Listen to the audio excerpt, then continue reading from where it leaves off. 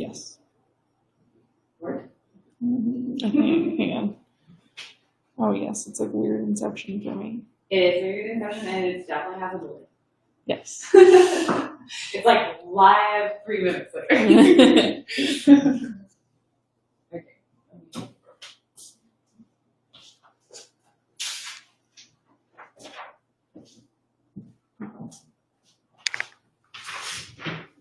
Yeah, see, it's super weird Inception. I'm not going to be able to do that. Hold on. Here we go. Cannot watch a delayed version of myself. Hi, guys. Welcome to our second episode of Going Live, Perfect Day Company. If you guys aren't familiar with us, basically we do day of coordination and content creation all over the Four Corners area. So venues all over Durango, as well as Silverton, Uray, and that's pretty much it. We're trying to reel in some of our destinations. But today we are going to talk all things DJs, music, dance floor, about your wedding. And so if you guys have any questions, you can always comment below and we'll get back to them later. You can also rewatch this later on YouTube, Instagram, and we'll just get to it. We're going to start out. Actually, introduce yourself first. And then we're going to start out with yay or nay trends in the music world right now. I'm Rose. I've been a coordinator. This is my 5th season coordinating weddings. So fun. Okay. Wait, what was your first dance song? Do you know? Or do you know what you walked down the aisle to? Yes. I walked down the aisle to Heaven's Knife by Josh Garrels. And our first dance song was Avalanche by Drew Holcomb and the Neighbors. That's like so fun. I actually never had a first dance. Oh. Yeah, we didn't dance at my wedding. But I walked down to Cannon in D because that's what my mom walked down. She was like very adamant. So that's what I was going to walk down the aisle to. Okay, music trends, yay or nay. We're just going to run through. My big disclaimer before we get rolling on these trends is that we're going to answer as if it were our own wedding, but that's not to say you shouldn't necessarily do this at your wedding. We're just going to tell you what we think. We are big advocates of you doing what you want at your wedding, not what we want, because it's not our wedding. So the first one is an all request playlist from guests. Basically, you don't give your DJ any information. They're just playing guest requests. Nay. Nay? Why? Because I think you should trust your DJ. I think you should give them your style and your vibe and trust that they are professionals and can give you good recommendations. Yeah, I would probably agree with that too. Okay, do not playlist. I would say definitely yes. I really like do not playlist, but it's more, again, to give your DJ like an idea of your style and what you like and what you don't like. And then they'll be able to use your do not playlist to know probably 200 other songs that you probably won't want to play. It's not like they're just not going to play those. They're going to use that as an idea of what you don't like. Pick up on your vibe. Yeah. Okay, line dance, Cupid shuffle, wobble, like all the everyone on the dance floor type songs. Okay. You personally at your wedding. Probably nay at my own wedding, but I see the merit. Gets people out there. So you know what? This is going to be so funny. If you are in a fraternity or sorority, I would say yay, because actually some of my favorite dance party weddings were people who had like all these line dances and group dances from their college days, and all their college friends get on the dance floor. I think that's so fun. It is fun to get everyone out there. Yeah. My friends would all be against it though, personally. Yeah, probably the same. This is something that DJs are really, really familiar with too. So they're not going to be like, their feelings won't get hurt, or it's not like they won't be able to get people on the dance floor if you're like, we don't want any line dances. And same thing, they're not going to be offended if you're like, I love line dances. Yeah. They've seen both, and we've seen both. Okay, you go. Letting the DJ MC the night. Always yes. Yeah. Sometimes you can get creative and have your dad maybe say a prayer and transition into dinner, and then maybe have your aunt welcome everyone to the dance floor or something. But I think it works the best if you have someone who is experienced in moving people. People don't realize how much at weddings you're having move people from point A to point B. Yes, definitely. Yeah. Let's see. No slow song rule after the first dance. I've actually never seen this. Yeah. Nay. Nay. I love think it's slow fun. songs. I know. I I want to dance with my husband at someone's wedding. Sometimes it helps get even, like, people think the fast songs get people in the dance floor, but sometimes the slow dances help too. Yeah. I would definitely read the room. If you have all single people who didn't bring dates, probably no slow songs. Yeah. Because I've been to weddings where there's not any couples, but if there are couples, the slow songs are fine. Live band only with no DJ at all. I think that this can work. It is a little bit tricky. Sometimes bands aren't as experienced in singing. Mm-hmm. Or And so they ceremony think sound they're even. just playing music. And so if you have like a wedding band, they're a lot better at, like, okay, they'll do your ceremony, they'll kind of help transition people and kind of announce people. But no band can play for your 6-hour wedding. So usually finding a band DJ combo would be ideal because they're gonna have to play music while, like, dinner or whatever. So Agreed. most people will do like a DJ for the first half of the day and then switch over. Surprise recording or dance. You've actually participated I have in participated in one. Yay, it's fun. I don't know that I would do it at my wedding. I know that's what we're Yeah. supposed to answer, but they are really fun to watch. Yeah. So It just depends. If you have a bridesmaids group, I would that would do it. yeah, I would say go for if it. people are gonna be bought in, Yeah, they have to be brought in. Lexi had that wedding that they did like so many choreographed dances. They had like 5 or 6 with all different friends. Yeah. She said it was like such a party. But all their people were totally bought in and like went full out. I did a wedding just this year, and they did a surprise singing of the Cabinet Battle from the musical Hamilton, and I was full yay on that. That's so fun. Last dance, always yes. Yay. I love them. I think it's a really fun way for the couple to slow down at the end of the night. And I also think it's a really nice way to transition your guests because we can say, hey, let's all move downstairs or let's move to the after party location or kind of disperse. And then the couple can have one last dance. So it works well to kind of move your people to the next thing. Sometimes it doesn't fit very well if you want your wedding to like kind of peter out. Sure. Though. Yeah. You know, if you want it to like transition slowly to an after party, it's hard to like, okay, everyone get off and move out of the room and we're gonna have a last dance. But they're a great like ending. Yeah, this can also be a good alternative if you don't want a first dance. Like you don't want to do something public, but you want to have like a special moment. And this is usually it happens with people cleared out of the room. I guess you could do a last dance with everyone there. Yeah, like a big last group dance. I've Yeah. done a couple of that. Big or small dance floor? Well, you know, I always say small. I say small. Really? Yeah. It's more intimate, and You want the bar as close to the dance floor as possible so that when people have to wait in line to get a drink, they also have to dance. Yes. It's like my strategy. I like small. I mean, you know, I love lobby dancing, but I know. That's what I thought you were going to say. no, I would go More small like dance open, floor. high ceiling. Yeah. Small dance floor, high ceiling. Yeah. Like open ceiling. The small And you're dance outside. floor makes it feel like even if you only have like 15 people on there, it's still a dance floor. For sure. Okay, let's see. Fake exit. We put this one on here because we recently had several weddings that had fake exits. Let me define fake exit. A fake exit is when you have your wedding and your photographer contract ends before your wedding actually ends. And so it's basically to get like the sparkler pictures or the glow stick pictures or confetti or whatever, because your photographer has to leave.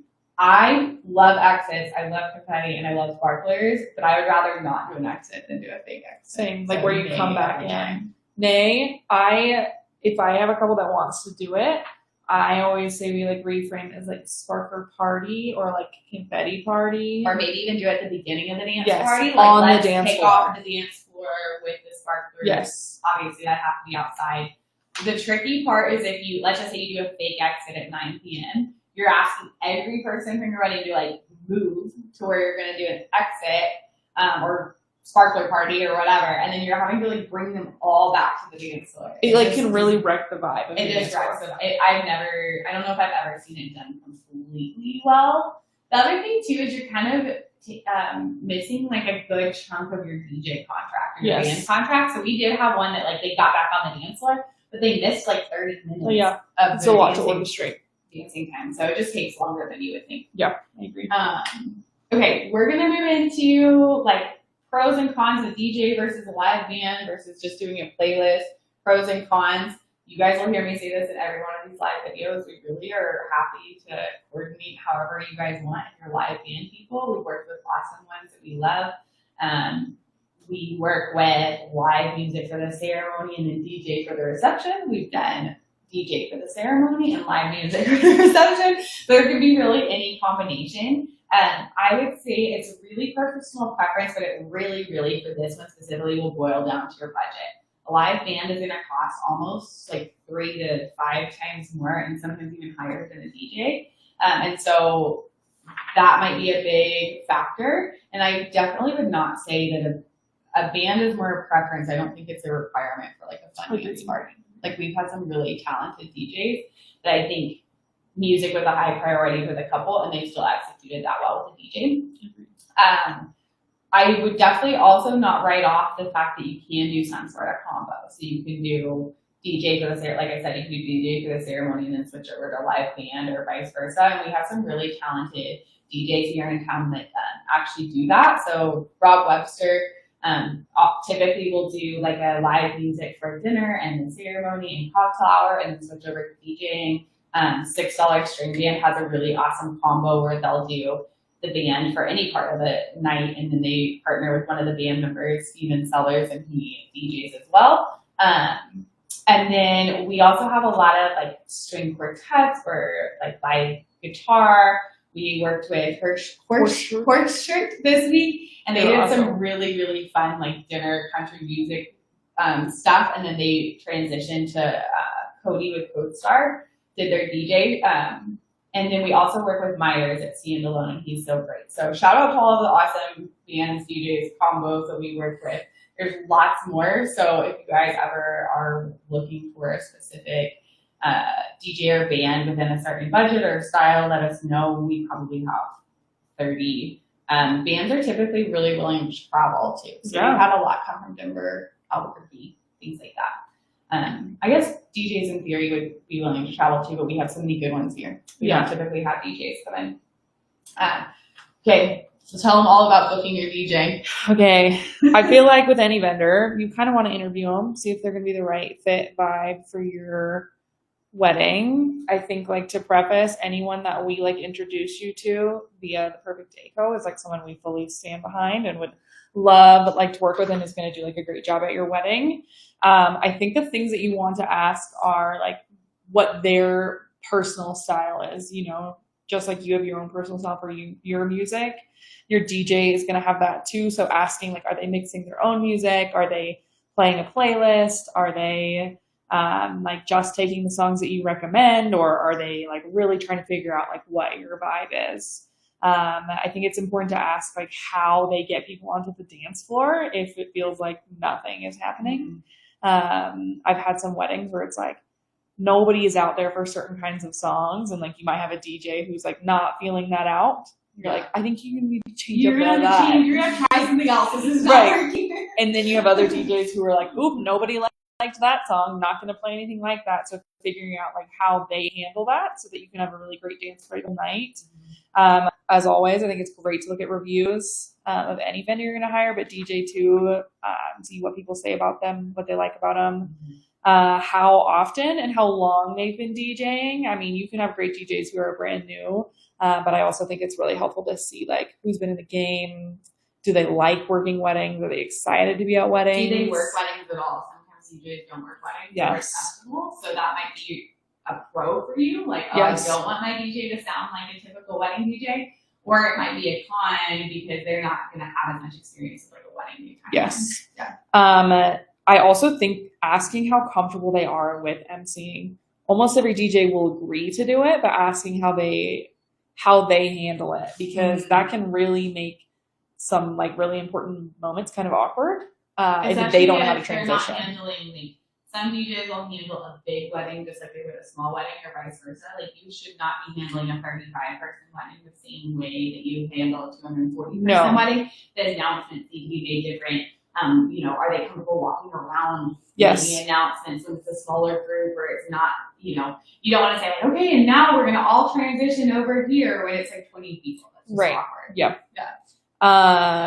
I think a DJ who's willing to get on a call with you and chat through your preferences. And All of them should they be will willing to all do be that. willing to do that, If hopefully.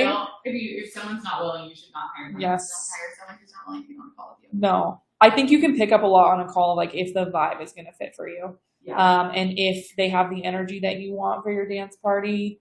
And then I will say, most of our DJs, at least in this area, do not have a great web presence, and so don't be deterred by that. yes. I think sometimes, you're like, well, I can't find anything of this person online. Some of our best DJs here in town don't have any web presence. They don't really have a great social media presence. I would say the best decision making would be getting on that call, Yes. talking to them, feeling if you're confident, and then you can definitely ask them for references from couples that they've worked with. And so if you really are like wanting more social proof, I think calling some of their past Yeah. couples would be a good option. And obviously, again, we're not going to recommend anyone we wouldn't. Yeah. We haven't seen the amazing. And if you find someone that, is not on our normal list, ask us, because if we haven't worked with them, maybe we know something or know someone. who asked. We'd be happy to give you our thoughts. Things that your DJ is going to want to know, obviously your date and location. But when it comes to location, your ceremony location, your reception location, in Colorado, especially in Durango, in the area, you might be having a ceremony that's like up in the middle of the mountains, and then a reception that's down at a venue around. So they're going to need to know, like, are you hiring them for the service for your ceremony and your reception, just your reception? What does that look like? Some DJs quote through the whole day. Some do ceremony and reception different. Some do an hour package. Yes. So every single DJ it's not, quote, isn't necessarily going to be like apples to apples. You're going to have to compare a little bit. So it's really important that they know some of those logistics so that they can give you an accurate quote. Yes, and some, like, it's a one rate, no matter where you're doing it, how many locations. So they're going to want to know that so they can quote you, and that's something you're going to want to ask as well. Like, are you doing hourly? Is this like a whole day that I'm paying for? Is this the ceremony sound, the reception sound? That's another thing they're going to want to know, is if you want your ceremony mic'd, which I highly recommend, unless you're doing something really, really tiny, it comes through way better. I have a personal 4-row cutoff, so if you have more than 4 rows, you really, really do need to have your ceremony mic. It doesn't matter how loud your pastor officiant is going to project. They always don't project that as much as you think they're going to. And sound just travels. They're going to want to know, like, if you want a lapel mic for your ceremony, or if you want a mic on a stand or a handheld, what your preferences are, and they can let you know what they have, what your style is. So if you want like country music, if you want pop remixes, if you want just Taylor Swift or no Taylor Swift. Also, they're music people, so don't feel like you have to define your style. Send them like your top 5 favorite playlists of all time. Like, this is the playlist I like vibe to in the car. This is the playlist I play with my friends, and this is the playlist I play at the lake. And they're gonna be able to pick up on your style based on that. You don't feel like you have to like curate. They do this all the time. They'll want to know your timeline. So if you have a coordinator, which obviously we highly recommend that you have a coordinator, they're going to want to know who that is and then what your timeline is. So timeline of your ceremony, they're going to want to know the timeline of your first dance, your grand entrance, your exit, your father-daughter, mother-son, any other special dances, your toasts, your dinner. They're going to want to know when all those things are, because they're going to help move along the flow of the night, kind of in coordination with your coordinator, moving from, dinner into toasts, into dancing, into exit. I think more than any other vendor, they're responsible for the communication of your timeline. Photographers as well, but for those who don't have a coordinator, I think DJs typically pick up a lot of the slack. Absolutely. I think the DJs typically pick up a lot of that slack of like moving people throughout the day and making sure people know where they're supposed to be. Yeah. Throughout the whole thing. And obviously they're going to want to know song choices. So there's a lot more songs that you can choose than you think. People always think of like walking down the aisle and then first dance. So if we walk through, I guess we should have listed them here, but if we I can walk through. I was like, if we walk through the day, I always tell people doesn't necessarily have to do with your DJ, but you need to make your playlist for what you're going to get right into. I think the people who curate that, it sets the tone. Sets the vibe. So much better. Yeah. Yeah. And then you want to know what kind of music do you want while your guests are getting seated. So do you want like, pretty violin music? Do you want country music? What do you want for like feel more celebratory and actually get the party started right there when they get before they're seated. Arrive. And then you'll want your first processional song, which a lot of the times is the first song, and it's a lot of the times it's everyone except for the bride. You can break it up if you want like a song for family and then a song for bridal party and then a song for you. It's totally up to you. But I would say what we see most often is one song for everyone, family, groom, bridesmaids, groomsmen, ring bearers. Usually the flower girls go with the bride. Yeah. And then a song for bride and whoever's escorting the bride. So you'll want to know those. You also want to know the song for when you're exiting back down the aisle. So whatever, a lot of times it's like a more, party type happy song. And then you want to know what kind of music you want for your cocktail hour. We see a lot of like house jazz or just like kind of more chill music for that. And then you're going to have a grand entrance sometimes. Sometimes you want a song with your grand entrance. Maybe you want like one big party hype song for everybody or a couple, one for your bridal party, one for you and your new spouse. So whatever that looks like. And then you also really want dinner music. So what are your vibes for dinner? If you have like a combo of a DJ and a band, is the band playing? Is the DJ playing? What does that look like for you?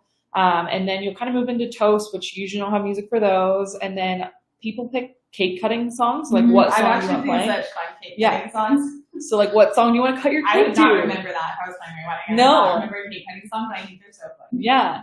I should have put that in the Yay news. Yay cake cutting songs. I think it's fun because everyone's looking at you, so it's kind of nice to have something playing. So cake cutting song, and then you've got your dance song. So what song are you and your new spouse going to dance to? If you're doing a father-daughter, mother-son, any of those like kind of really special. Sister dances, anniversary dances. People sometimes play like the shoe game. We've seen bouquet toss and garter songs. Yeah. So really, last this is dance a place songs. to say like, okay, we talked about a do not playlist, but you can also have like a must playlist. Yes. These are my top 5. I really recommend not making that longer than maybe 10 because then your DJ doesn't have the freedom to like adjust the dance floor as needed. But if you have like a 10 must play songs, like these are my jams, or this is the song I really want to come on, so I can dance with my brother, or whatever that was like throughout the evening and the dance party. I mean, I think like you're kind of moving into like what we've seen not go so well. Yeah. I think a DJ has the potential to like really make the vibe of your day. I think, I don't know, this is actually probably applicable to every vendor, but it comes up most often with DJs. There is a huge, huge, huge difference between an $800 DJ and a $2,500 DJ. So $2,500, I would say, is the average in our area. $2,500 to like $4,000 probably. That is where I would anticipate spending if you are leaning towards having a DJ. Bands are going to start closer to like $6,000 to $20,000. Yeah. We've seen 25,000, 30,000 for a big band. That being said, we love our $800 DJs, but basically what you're paying them for is to maybe MC. They're not as experienced though. They're probably going to have lower level equipment, which is fine if you're okay with that. And then they're likely going to, they're not going to do any custom mixing. So they're just going to be pressing play, pressing pause. They do a lot less fading. They do a lot less sound adjustment, a lot less moving around of speakers. Basically a playlist. So I typically tell people, if DJ maybe isn't your top priority, it probably is better to just do your own playlist, and maybe we can talk about finding someone to MC or hiring a DJ just for the ceremony so we can get that audio really well. I typically will tell people, if you can't spend the $2,500, you might as well do it yourself. I think you're kind of wasting the $800,000 if you're just paying someone at that lower level. There's just a huge difference between that low level and the high level. That's probably the biggest mistake I see. Yeah, I mean, my own personal wedding, I wish I would have spent money on a DJ, the higher price DJ. I think it would have made the day flow a lot better and the dance party better. Mm-hmm. I mean, I would say like the biggest mistakes I've seen are like equipment related, probably like not bringing the right equipment, not testing the equipment, This is something not being that as prepared. coordinators we feel like we can really head off, because before your big day, after we do your 30-day call, we're gonna call through your DJ and make sure that they've been to the venue, Yes. they're familiar with it, they know how long it's gonna take to set up. Some venues like Purgatory, you're having to drive 40 minutes to the ceremony site up the back of the lift. Other venues like Kendall Mountain, you have to run power or have a generator all the way across this giant field. And then other venues like Cascade or the Black Diamond Lodge, your ceremony site doesn't have any power at all. So just trying to figure out the logistics of, do you have extension cords that you need? Do you have a quiet generator? I think a lot of couples do worry about that generator piece. All DJs, not all DJs, but most DJs I've worked with I've never ever heard of a They like the generator. whisper generator. They have the whisper generators, they're back in the forest, and they're very experienced on making sure those are hidden and can't be Like seen. you probably won't. I don't even notice. Yeah. Or know. Yeah. I also think like some of the other mistakes or things that I've seen not go as well as you would hope are obviously not playing the songs at the right time. One of the ways that you can kind of avoid that, or one, hiring a coordinator so we can make sure we're all like on the same page, exactly. but also making sure you get your songs to your DJ ahead of time, especially since like a lot of these places don't have good service. They have to download They gotta them download ahead of it. time. Exactly. So yeah, making sure that you get them ahead, and if you want it to start in a certain place and you want it to end in a certain place, being really clear about that. And bands really need closer to like 60 to 90 days To learn. for your song choices, because they're learning your songs. So that's important just to know that timeline in your head. If they're not learning the songs, they need to download. We really say about 20 to 30 days. Yeah. That's plenty of time. So if you book your DJ a year out, don't panic that you have to have your song choices to them right away. I think that 30-day window is really solid. And as far as getting them your song choices, I highly encourage you not to wait till the last week. agreed. Funny enough, so when you start planning your wedding, there's all these things you have to do. You have to book all your vendors and figure out your initial timeline, send out your invites. And then there's this huge lull between that and about maybe 60 days where there's not much to do. And I always tell people that is the best time to work on your song choices, because once you get in that 60 to 30 day window, you're worrying about how many salad, well, you're not worrying about this, your coordinator's worrying about it, but how many salad boards you have and your final choices and letting everyone know the final details. And so it's not the best time to pick your songs. I always say like do that before. Weirdly enough, it seems to be the thing people leave for last. Almost always. People we'll have the whole timeline done and they'll be like, well, we're not quite sure on our song choices. Don't be that person. I was like, I think it causes more undue stress than is needed for your wedding. And that's how like some of those things can come up, is if like the DJ didn't have the song choice until the day before. Mm-hmm. And we're all like, we can all be flexible and we can make things work, but I think the sooner the better. Mm-hmm. We kind of talked about like how early a DJ should arrive. The only other like, I think big things I've seen come up are they not there in time to set up everything they need to get set up. That usually happens when the ceremony, cocktail hour, and reception setup are in 3 different locations. It just is a little bit of work logistically, because they're having to unload and set up everything for the reception, and they're having to go over here and get everything ready and set up for the ceremony. So just making sure you're accounting for travel time, the logistics of that, they know where they're going. I've had DJs get like lost on the way to ceremony sites. These are things that your coordinator will typically fix, and anyone we recommend, we're not worried about them showing up excessively late. So there's a few that have been late a few times. You know who you are if you're watching this.